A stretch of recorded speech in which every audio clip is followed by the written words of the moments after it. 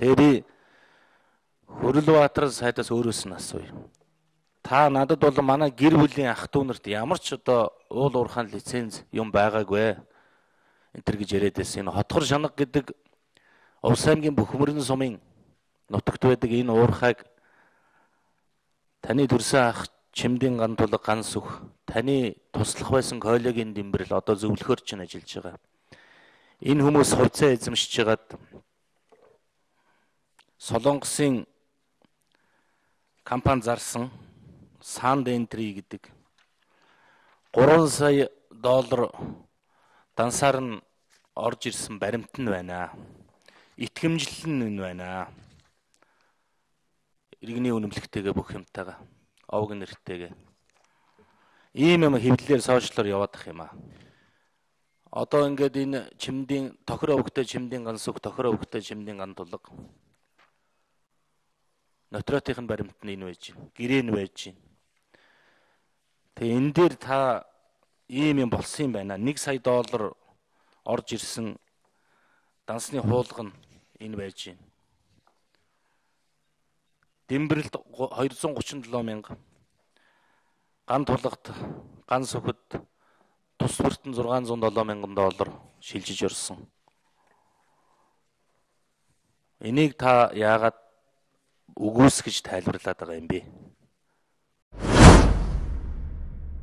Хөрлөбаатар бол манай гэр бүл Монгол улсын өмч хөвчлөлөөр Монголын ард түмний хөдөлмөрөөр бий болсон өмч хөрөнгнөөс эвдэрхий тэрэгч аваагүй. Улсын төсвөр нэг ширхэгч тендер концесс аваагүй. Нэг ширхэгч лицензийг өмнө нь болно, дараа нь аваагүй. Мөнхбат гишүүний ярьж байгаа зүйл бас цаана гэрээтэй юм бас юм байгаа. 2008 оны 11 сарын 1-ний өдрийн Алтан гэрэл гэдэг хүн манай ах нараас мөнгө зээлж авсан. 8-9 онд дэлхийн эдийн засгийн хямрал болоод барилгын зогссон байхад манай ах нар би таа бүгд хэлжсэн ах нар маань гадаад дотоод худалдаа бизнес барилгын бизнес эрхэлдэ гэдгийг биелд тод хэлсэн.